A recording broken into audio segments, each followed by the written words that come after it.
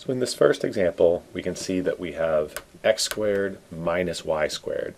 So we're working with x minus h squared over a squared minus y minus k squared over b squared equals 1. So that's our equation that we're working with. So sorry, we're struggling there a little bit.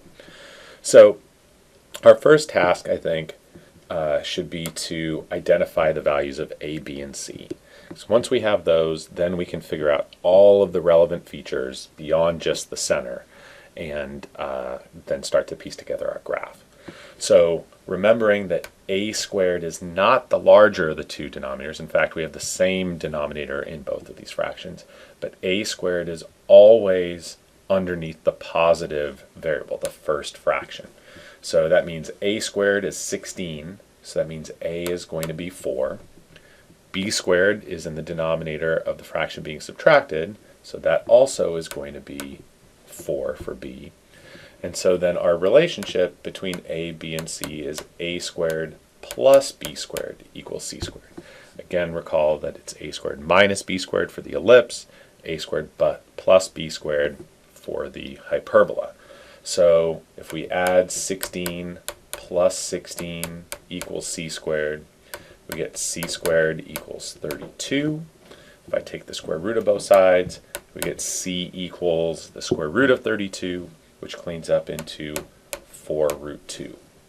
So c is 4 root 2, but we can kind of keep in the back of our mind for graphing purposes, we need to kind of estimate it as a decimal.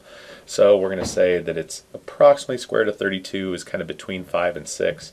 So we can say it's like 5.7-ish, something like that. So when we go to graph, we'll plot those foci somewhere between 5 and 6 units away from the center. But now, armed with a, b, and c, we can figure out what all of the features of the ellipse are, and the hyperbola is, and piece together the graph. So center, we can see that there's nothing being subtracted from either x or y in our equation. So our center is going to be 0, 0. So that's going to be at the origin. We're going to extend to get the vertices. That's always a away. That's no different than it was for the ellipse. So that's going to be a distance of 4, and that's going to be to the left and to the right. If we look up above in our notes, we've got the x squared minus y squared means everything is on the same horizontal axis. So I'm going to go over 1, 2, 3, 4 units each direction. And so those are my vertices. So those are the points that the hyperbola is closest to the center. For the foci, so those coordinates, we can go ahead and write those down, are 4, 0, and negative 4, 0, or we can shortcut it and write plus or minus 4, 0, if we want to do that. The foci are c away from the center. So we've got c is 4 root 2. So for graphing purposes, I'm going to go 5.7 units, so 5 and then kind of halfway between 5 and 6, 5 and about halfway between 5 and 6. So those are my foci. But for reporting the answer, we want to be exact. We don't want to give a decimal answer. We want to leave it in root form. So that's going to be plus or minus 4 root 2, comma 0. And so then the last thing we need to figure out are what are the slopes of the asymptotes that cross through the center of our hyperbola, and therefore serve as kind of the guidelines, the boundaries of our hyperbola branches. And so in this case, we kind of got a lucky break. We don't have to remind ourselves, is it a over b or b over a, because a and b are the same number. So that means our asymptote slopes are going to be plus or minus 4 over 4 or plus or minus 1, meaning that the hyperbola asymptotes have slopes of 1 and negative 1 crossing through that center. And so the branches of my hyperbola go through the vertices. Those are the points closest to the center. And then as we go farther and farther out from the center, we get closer and closer to these asymptotes. So I've got these branches extending in both directions, approaching the asymptotes the farther out we go. So there we have the graph of our first hyperbola. So for our second example, we can see that it's y squared minus x squared. So I'm going to write down y minus k squared over a squared minus x minus h squared over b squared equals 1. So we've got that up above in our notes, but I want to write it down here so we can see it and use it as a guide.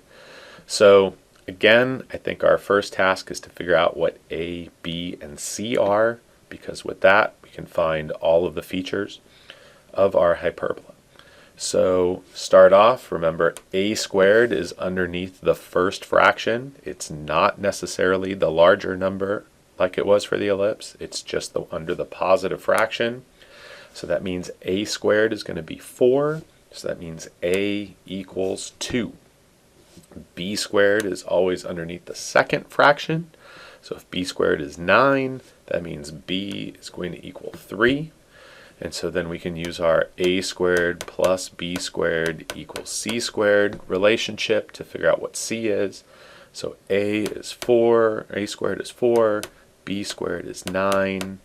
So c squared equals equals 13. So c equals root 13. No simplifying possible. So I'm going to put root 13 there.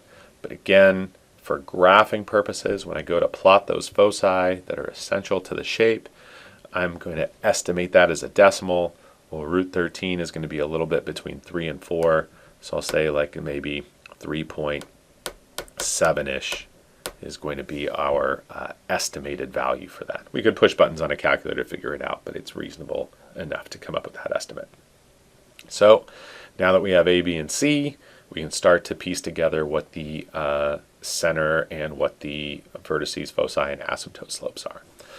So for the center, we just need to be careful about the order of our coordinates. So we want to go x comma y. So I have to start here with x minus 2. So the x coordinate of our center is 2, and the y coordinate of our center is going to be 4, opposite of the positive negative sign that we see. So I'm over 2, I'm up 4. So there's my center. This time with y squared being positive, coming first in my equation, that means we're going to have a vertical axis that's going to contain the vertices and the foci and the center. So when I see that A is 2, that means I'm going to go up 2 and down 2 to find the vertices of my hyperbola. So if I go up and down 2, there's one vertex, there's the other. And so the coordinates of those points, I can see the top one there. I'm going over 2, I'm going up 6. And then for the second vertex, I'm going over 2, but now only up 2. So there are my vertices. For my foci, from the center, we're going up and down c, a distance of c, so that's root 13. So in the interest of space, I'll just move this down here. So I'm going to have, again, root 13 we said was 3.7-ish, so I'm going to go up 3 and a little more from the center, down 3, whoops, and a little bit more from the center, right about there. Let's say 1, 2, 3, and a little bit more, so right about there. So those are our foci. Sorry about the lack of precision, but hopefully we're hanging with it here. So our foci have an x-coordinate of 2, and then again, we want to be precise with our answer, so we're going to go up root 13 and down root 13 from the center point right here. And so that center point was 4, so we're plus or minus root 13 from that center point. So those are the exact coordinates of our foci. And so then the last thing we need are the asymptote slopes. And so again, we can go back and look to see if it's a over b or b over a, but instead I'm just going to remember that it's rise over run, change in y over change in x. So I'm going to use the denominators where I'm going to go square root of the y denominator is 2, and the square root of the x denominator, which is going to serve as my run, is 3. So my asymptote slopes are plus or minus 2/3. So I'm going to go up 2 over 3, up 2 over 3 for the first asymptote, again starting from the center and going from there. And then I'm going to go down 2 over 3, down 2 over 3 to get that other asymptote. And so now that I've got those are kind of the boundary lines that my graph is going to, my branches are going to fit into. So I'm going to go through my vertex on the top, going closer and closer to those asymptotes the farther we extend, and the same thing down here, going closer and closer to those asymptotes. So note, we're not curling in as we go farther and farther out. We stay kind of wide, flattening out to get closer and closer to those asymptotes the farther out we go.